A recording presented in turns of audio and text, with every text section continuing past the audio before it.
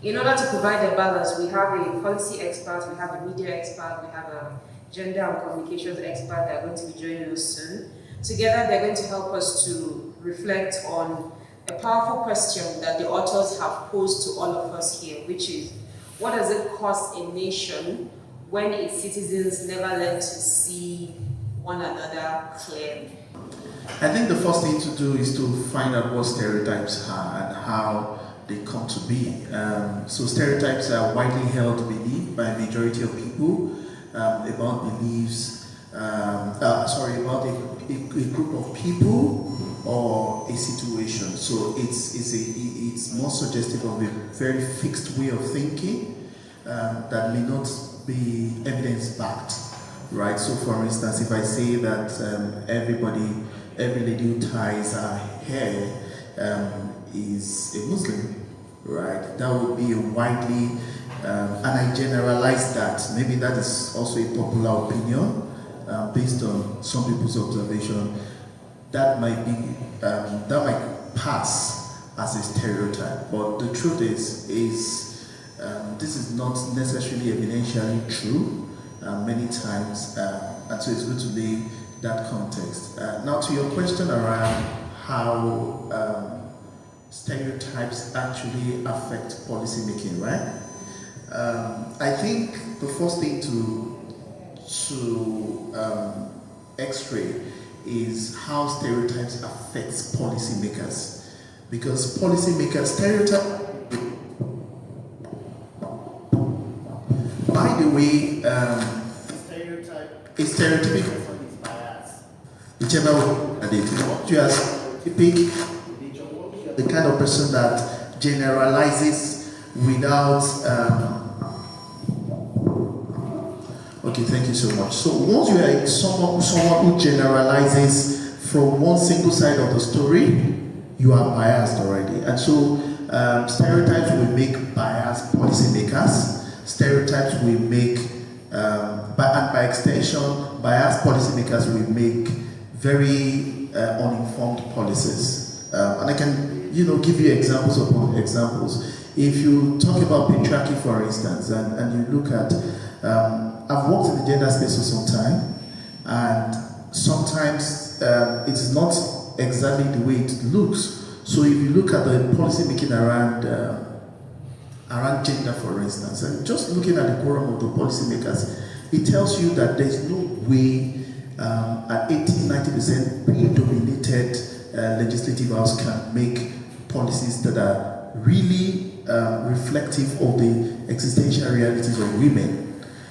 So technically, you can suggest that more policies that will come from those places have hidden stereotypes. Women or men cannot cry, for instance. Okay, why should men be taking care of the kids at home? So I can give you typical arguments. Why should you? There's an advocacy for paternity leave across the country right now. By the way, just six states have approved the extension of maternity leave from 3 months to 6 months, and I think that's a good place to start. But if you are making an advocacy for men to have paternity leave, in most organizations it's just 5 days. In some organizations it's 10 days. And the question they ask is, so why should men be given paternity leave?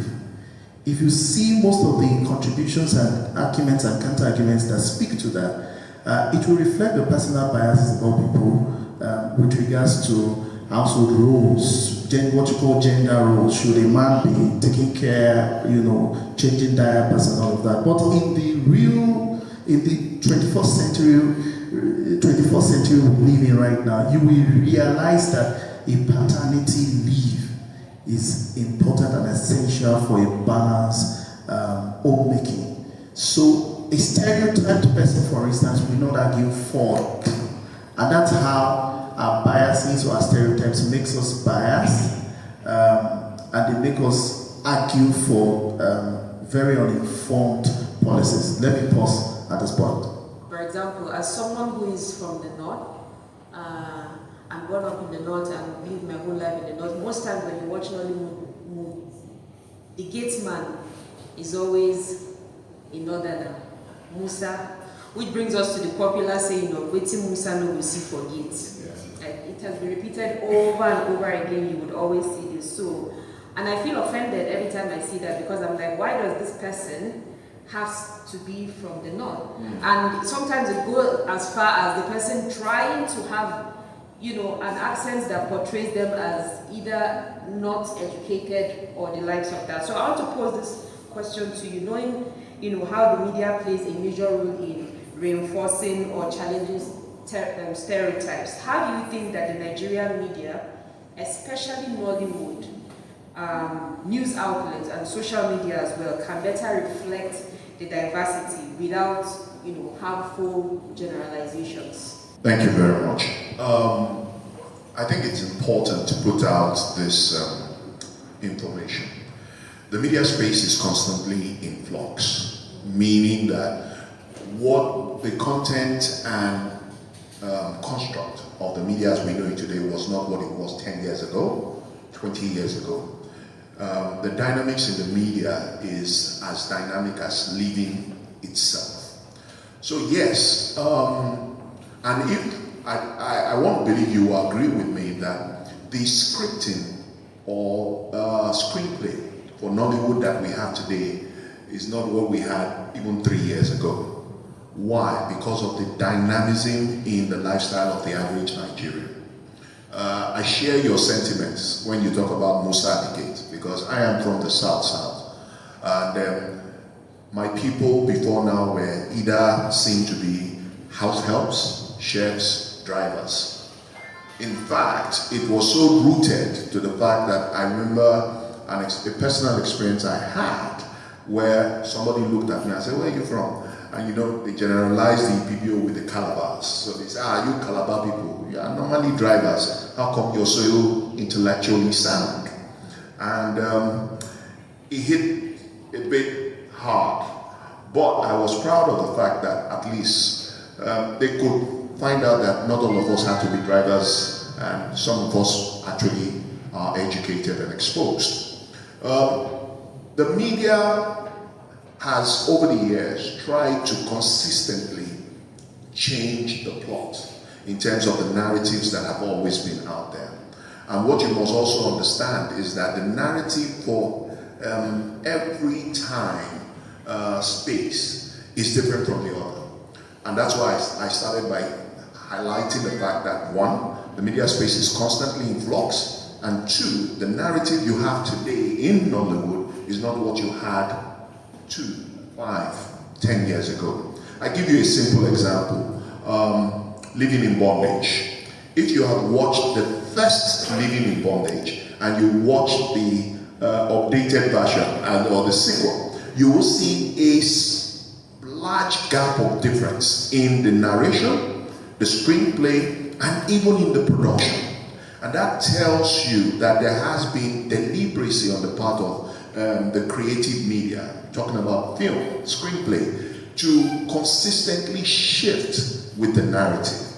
Now, I think the biggest question that stares us in the face when it comes to the issue of stereotype and the media is, who do we identify ourselves to be beyond the phrase of calling ourselves Nigerians? Because when you watch American movies, they sell, the selling points are very straightforward. They sell might, they sell patriotism. They tell you basically that if you're not an American, you're nothing. That's what it is.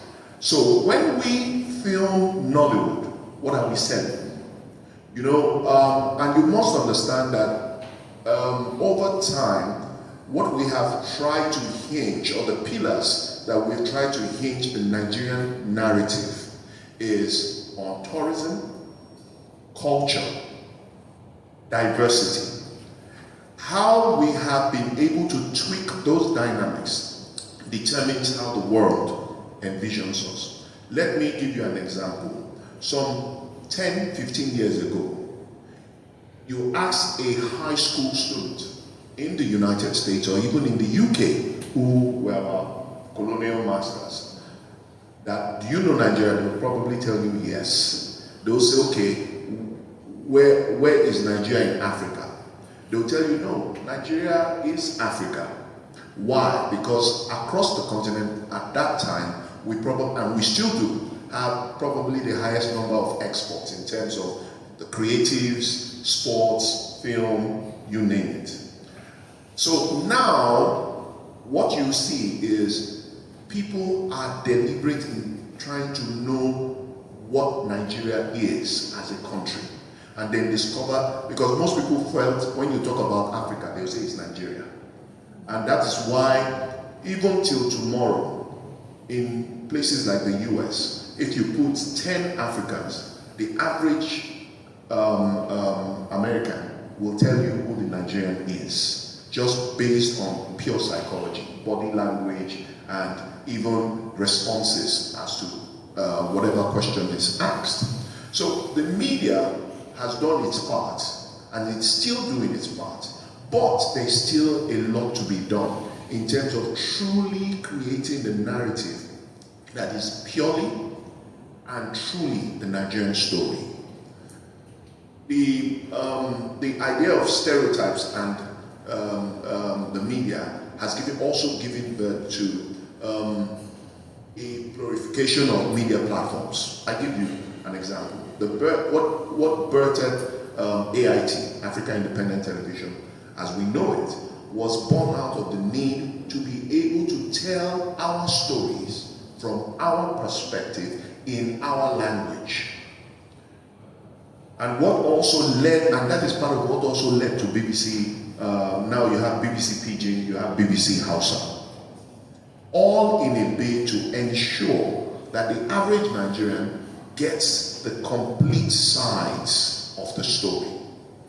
But the flip side is that we are still yet to truly be able to tell the Nigerian story in the Nigerian way to the world. Because the media models, the media in Nigeria is just, if you look at it, as old as the country itself, about 60 years old. In that 60 years, have we made giant strides? Yes. Have there been improvements? Yes. Are there major milestones still to be achieved? The answer is yes. But if you look at the journey of the media so far, we have been the major instrument that has continued to shift the paradigm in terms of the stereotypes. And that's, I want to say that we should at this point be celebrating the media for remaining that veritable platform with which Nigerians today see themselves differently from where they were in 1960. Ideally, Hajia is a term for someone who has been to Saudi Arabia. But just because I have a head wrap, they all assume that I've been to Saudi Arabia. But I want to go, so I claimed, I accepted it. So everybody was calling me Hajia in camp. So now I want to bring it a bit to the perspective of women and girls. One of the book's goals is to equip young Nigerians with stereotype literacy from primary 4. It's one of the things that is listed in the book. So as a communication expert, how can communication strategies, especially those that target girls and marginalized groups, how can they be designed to challenge these biases before they harden into identity barriers? Like from a young age, how can we address this? Okay, that's such a lovely question. I would like to start by apologizing for coming late. For those of us who are familiar with the term, life has been lifing. I was on my way here, I picked a nail, had a punctured tire, and I had to stop fix it, so my apologies. And I'm really excited to be here and all of the lovely work that Victor and team have done. When I was growing up, I'm a storyteller, so pardon me, I will speak through the lens of storytelling. When I was growing up in primary school, I schooled in a university staff school. And it was a metropolitan setting, even though it was in a core northern city. We had lecturers and staff from all over Nigeria. And so that is the most detribalized community that I have ever been part of. And part of what the university did was very simple. at the root, every child, you had data on where that child came from. So it was obvious you were Yoruba, Igbo, Igala, Tiv, wherever you come from. And when we're preparing for end of year cultural activities, every child goes to an ethnic group that is not theirs. It was deliberate. So in primary 1, I did the Doma dance. I'm Mariwa from Southern Kaduna. In primary 3, I did Atilogu. In primary 4, I danced with the Yorubas. I did so well in primary 5, I was elected to be the Yoruba dance leader. Now, what did that do for us as children? What it told us was, you know what? Number 1, I'm really curious about who this next person is. Number 2, I'm curious about your lifestyle, your culture, your food. I see you as a human being. I hear you when you speak. And I look at you from as an objective lens as possible. And for me, that has been my key example in what diversity management should look like. The fact that we should be exposed deliberately. And because the university had that, I don't know if it was deliberate or if it was coincidental, but that was brilliant. And that is a model that I feel very strongly would work for a country like Nigeria. Ensure that children deliberately mix with people from different places, from that lens of curiosity, from the point of view of play and interaction. Another interesting thing that I learned growing up was, we also did not have religious lines. My best friend was Muslim. I had Salah clothes from her parents every year. She had Christmas clothes from my parents every year. That was standard practice. And so for us as well, all those things that ordinarily should divide us were things that rather aroused our fascination and help us bridge those gaps. And I believe really strongly that if we're deliberate in that regard, we will be able to blur some of these lines that so blatantly divide us. Another key thing that we often forget when we look at diversity and stereotypes is the place of disability inclusion. I am a disability advocate. And we grew up also in a system where, regardless of whether you were a wheelchair user, whether you were blind, whether you were on the spectrum of autism, those were people we interacted with. And once you got over the initial, teething stages of trying to understand, what is wrong with this person? How can I be of support to this person? And we would always have teachers who, if you had a person with disability in class or a child with special needs, the teacher would walk us through what that person's condition is and ask the person to tell us what kind of support that they required, what are the things that hindered. And so somebody would volunteer to be like an angel, a guardian angel to that person. If the person encounters bullying, that person fights on behalf of them. But somehow, what that did for all of us was to help us see beyond tribe, beyond disability status and our differences, as well as religion. And I feel really strongly that the more inclusive education is, the better we will be for it. And the more deliberate we are in harnessing different techniques of helping people explore the other, that would really be helpful. Thank you. Thank you so much. Millennial, but I could still resonate with some of the things you were saying. For example, I went to a federal government college, and during that time, people came from all parts of the country. So there was no disparity around, oh, you are this tribe, you are that tribe, you are this religion. We had friends from all parts of the country, different religions. And when we are going to the mosque to pray, they will wait for us outside. When they are going to the chapel to pray, we wait for them to finish and then we go on to our other activities. But unfortunately now, that's not the case. There's a whole lot of factors. And so it brings me to you, Mr. Akiwomi Akinola, and I want you to look at it from the perspective of government in general. How can the government, or how can government policies actively counter these negative stereotypes? You're putting me on the spot. Okay. Without predicting what you were going to ask, I wrote a few things here around. But I would like to touch on federal character policy and state of origin. I think those are two things that jumped at me. And in rethinking how we make those policies and how we communicate them. So literally, right now, I mean, political economy is not bad. We understand that political economy is an instrument, it's not necessarily a bad thing. And I think I've written something around the political economy that had to x-ray this federal character policy before. And so when you look at the intent was not bad, right? It was for unification and some of those things that the other speakers have spoken about. But when you look at how we have implemented it, it's terrible. It's terrible, it's dividing us, it's throwing away merit.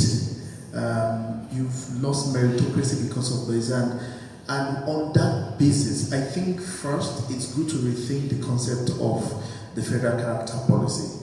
It's a big deal because that is the reason why we don't have the best of bureaucrats leading our ministries, departments, and agencies in the country right now. And I mean, if you travel abroad, you see that the best of their hands are the ones leading government agencies, because that's where you have scalable impact. If you are a full leading 10 people, it's not a big deal. But if you are a full lead, making policies that affects millions of people, that's a big deal. It is a big deal. So beyond the biases that I've talked about, some of those policies have also divided us further, especially when you x-ray how this is being implemented. And there are many ways to it. One of the propositions that I've made, even without necessarily eradicating or losing sight of the unification agenda of the federal policy, federal character policies, that you could make quotas available for merit, but you cannot prioritize federal character above merit for any country that wants to develop.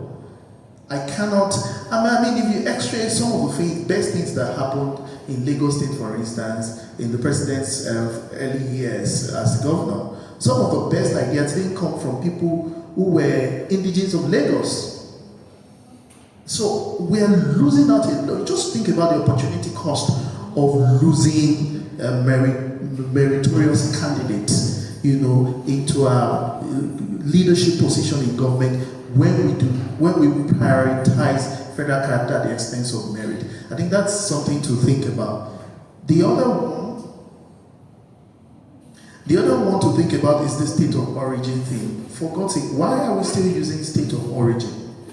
Your identity, and it speaks to the identity we're talking about. I mean, an American is an American, and they have identities that are framed, right? You don't get them to say, I'm from Texas, I'm from, it doesn't define how they are interpreted, their value, and the things that they bring on the table, even within the system. So I think these are two very important things that if we are able to address, do you know the hassle of getting the state of origin certificate, even though you are favored to be in Abuja, the federal capital that has a license of it? Do you know the hurdles?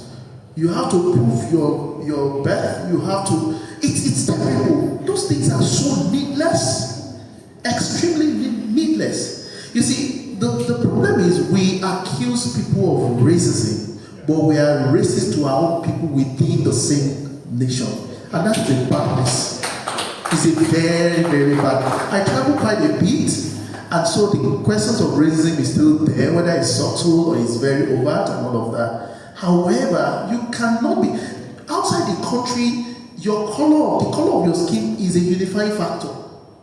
Yes, all the big men that travel out, once they see that you share the same color with them, I mean, because the place is even a leveler, they are on the trains like you. So you don't have discriminatory practices very, very open and very loud that way. So we need to think of how to, and I'm hopeful that this book, will be able to speak to some of those things, because I see, just reading through the information sheets that, there's some sort of affiliation with the Ministry of Culture and we need to redefine how we classify identity in this country. Things like state of origin should not be something that is very tedious, and you have to, the indigenization policy, for instance. One of the things I wrote around political economy analysis, and I'm going to stop just narrating this example. If you do the historical analysis of, for instance, Akwa Ibom State and Cross River, you find that the best of the competent hands they had in Cross River were from Akwa Ibom State pre-state creation. What happens when the state is created is that you say, okay, you want to fill quotas. You even say that, you want your people to go back to their state. But are those vacancies available in the state? Would you let people keep dying because you want an Akwa Ibom doctor to keep serving in Akwa Ibom when there are no hospitals for that person to serve? So these are some of the things that we have to think about, that we should prioritize humanity, we should prioritize merit over some of those principles. I would like to pause there.